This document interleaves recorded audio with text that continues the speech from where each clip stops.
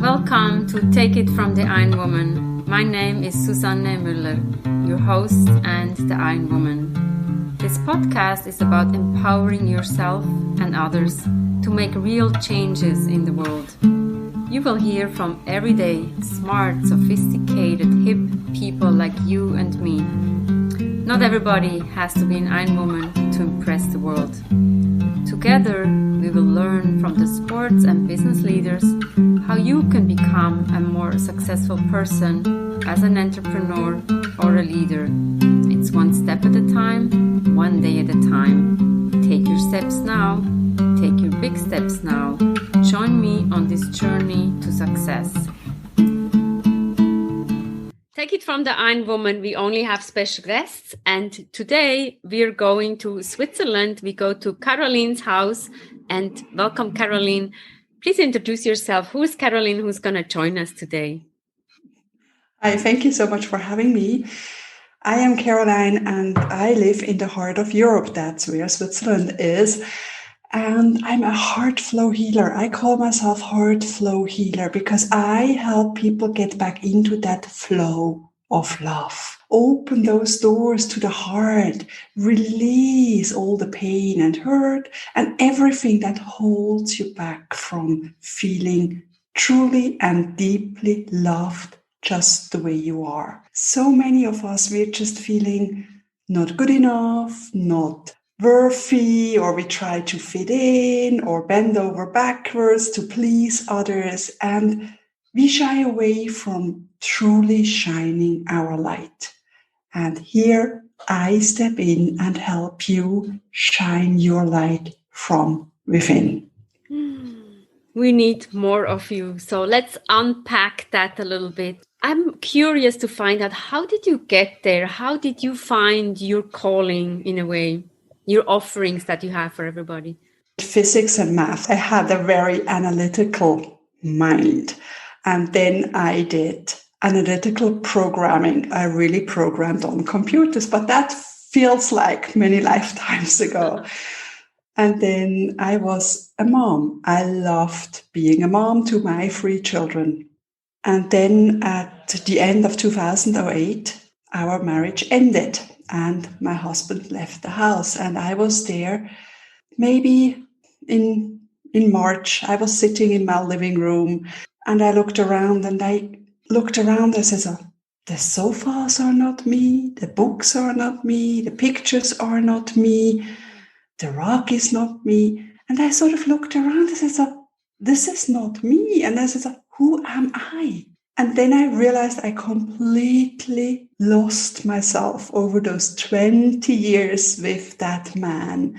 And of course, then I learned so much about being a people pleaser, trying to make the marriage work, and also about the unhealthy relationship of a narcissist and the empath. And I had no ideas about empaths or introverts. I always felt I wasn't good enough, or even my then husband told me, you're just too sensitive. And I thought, something is definitely wrong with me. I was always more of a heart person, but of course that was looked down on. Mm-hmm. You had to be a good brain person because you can't make decisions with the heart. Intuition, no. And the heart is foolish. These are the things I heard. And so I learned a lot about myself and reconnecting with myself. Who was I when I was 18 or 19 before I met that man? And what kind of music did I love? What kind of pictures, paintings did I love? Who was I? Really reconnected with that person on a beautiful journey. And later on, I had another relationship with a man. I felt, okay, this is now it. Finally, the right man. Everything is nice. Everything good. But of course, it ended maybe 18 months later. And then again, I felt, no one loves me. Everybody is leaving me. I am so unlovable. And I was really deep down. I said, so something is deeply wrong with me. And then I cried for 5 days. I just hid under the duvet. I got up in the morning, drove my kids to school, came back, went back to bed under the duvet and cried. And I could finally cry because I was always holding it together. And so I could let go. And after those 5 days, I realized, I only ever felt loved when I was in a relationship. I needed that outside approval. And so I said, okay, that can't be it. That can't be life. I should be lovable just being me. I learned on the journey to really learn to accept myself, accept my sensitive parts, accept my empath being or my introvert being, not being always around people, and learned how I could recharge in nature and being alone. I learned about meditation. I mean, I already started yoga after my marriage ended because that's something I always wanted, and all the things that brought me within more back to myself. And then I had a skating accident a couple of years later, and that was the big wake-up call. Because so far, I mean, my children were still young, and I was a single mom of 3 young children. I was busy enough. And with that skating accident, I had a really bad concussion and a whiplash, and I could really barely move. I felt so sick, and the pain tablets I got just made me nauseous, and I had no idea what could help. And then I asked around on Facebook, friends, sort of, what alternative is there to pain medication with that? And then one friend said, pranic healing. I said, never heard of pranic healing. Let's Google it. I found a pranic healing practitioner close by, and I went there, and it was amazing just how much pressure was released from my head and my neck. I said, wow, this is amazing. This feels good.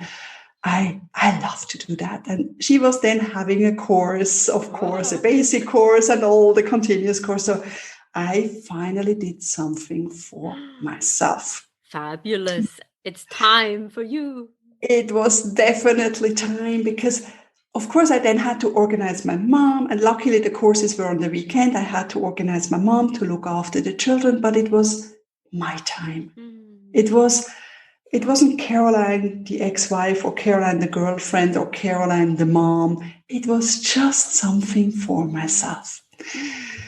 And another lady said something about EFT, emotional freedom tapping technique, the tapping.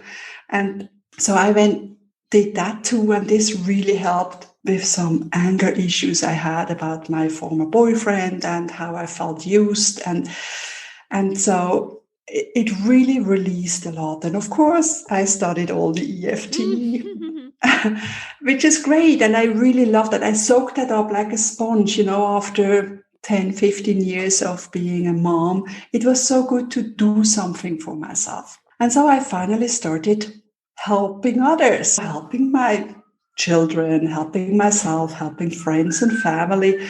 So I was then looking, but pranic healing felt then so restricted because you have the chakras and the different colors and you had to follow a protocol. So it was really step 1, step 2, step 3. And it was sort of like really restrictive. And I said, but when I saw rose petals falling down and waterfalls and so much more, and I thought sort of, there must be more. And my intuition told me so much more because I was so in tune with my intuition. And then I was already doing some angel courses, but then I dove into that angelic healing. And with the angels, I thought, this is what I'm doing, because it was really going again through the chakras, through the body, sensing where something is stuck, maybe the shoulders were stiff or anything.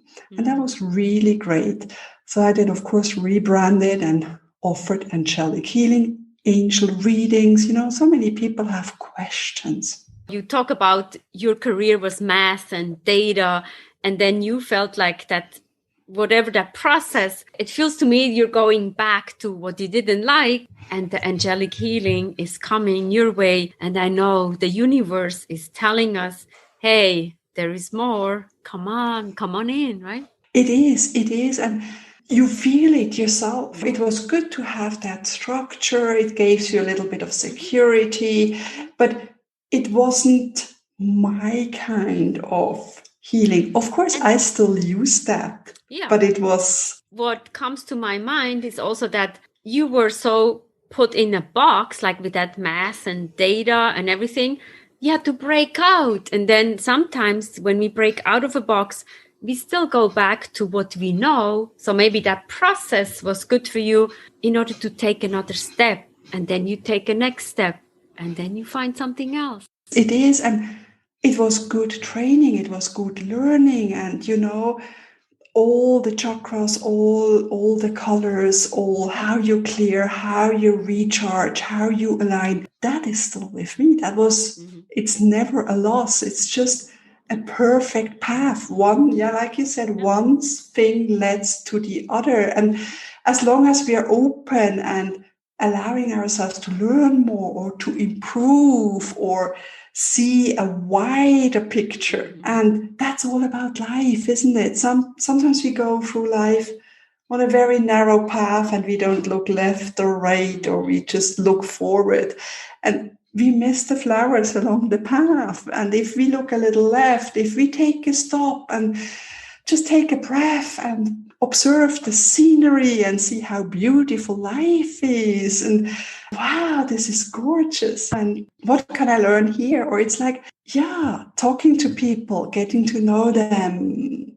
How are they doing? What are their problems? And there's never a one-fits-all solution, but it's that openness to all. And also about trusting your own inner guidance and trusting that when I felt constricted and I knew there was more, allowing that in and doing that, trusting what's coming is perfect. And it's good to learn, have a structure, learn sort of like the basic. And the more you learn these things, the more you can trust your own inner voice. And then the more you can use it and the more you can use it. And that's really wonderful. Yeah. And I also think you find things that you like. And as we said, one step and you get more, and then you can actually personalize it. And maybe one person needs a little more of this, another person needs a little bit of something else. Take it from the Ironwoman. We have episodes every Monday, every Wednesday. Don't miss out. There's something for everybody. And Take It from the Ironwoman is also a book. You can order it on Amazon, get a copy. You can find some inspirational moments of my career coming from Switzerland to the US and traveling the world. Don't miss out. Thank you so much.